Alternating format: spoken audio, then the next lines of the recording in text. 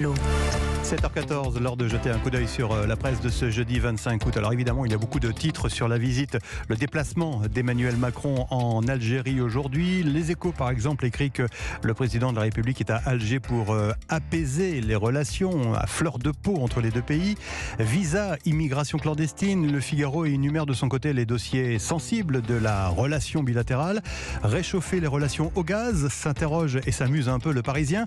Un enjeu de taille dans le contexte de pénurie énergétique liée à la guerre en Ukraine, mais rien ne sera simple entre les deux pays, prévoit le journal. Quant à Libération, eh bien, Libé souligne que du côté de l'Elysée, on veut surtout mettre l'accent sur l'avenir des relations entre les deux pays afin de dépasser les tensions sur la guerre d'indépendance et mettre ainsi, titre Libé, la mémoire en sourdine.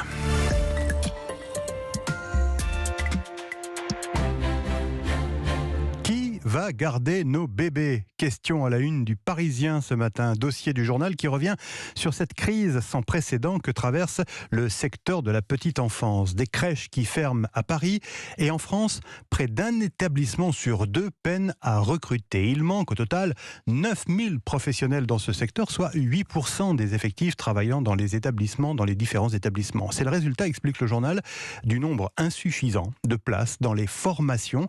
Résultat également de la pénibilité du métier d'auxiliaire de puériculture qui, par ailleurs, n'est pas suffisamment valorisé sur le plan des salaires. Résultat, eh bien, de nombreuses familles ne peuvent compter que sur le système D, notamment sur les grands-parents, c'est souvent le cas en la matière, pour faire garder leurs plus jeunes enfants.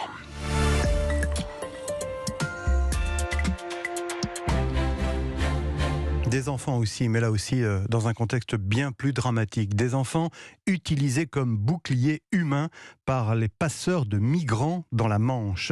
Le Figaro dénonce ce matin le chantage de ces passeurs qui organisent les traversées clandestines de migrants vers la Grande-Bretagne. Explication d'un fonctionnaire français en charge du dossier. Pourquoi est-il si délicat d'intervenir sur les small boats, vous savez, ces petits bateaux?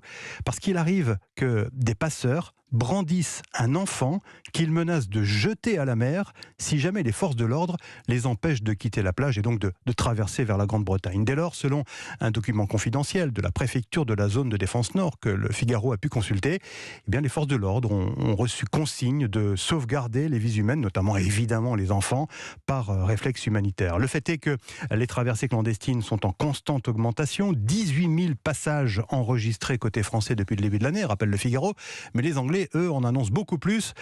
Ça tourne autour de 22 000 selon Londres. Alors dans cette affaire, conclut le journal, eh bien, Paris et Londres sont condamnés à s'entendre enfin pour réussir à empêcher davantage de traversées, d'autant que la belle météo sur la Manche, qui pour l'heure limite les drames, cette belle météo ne durera pas.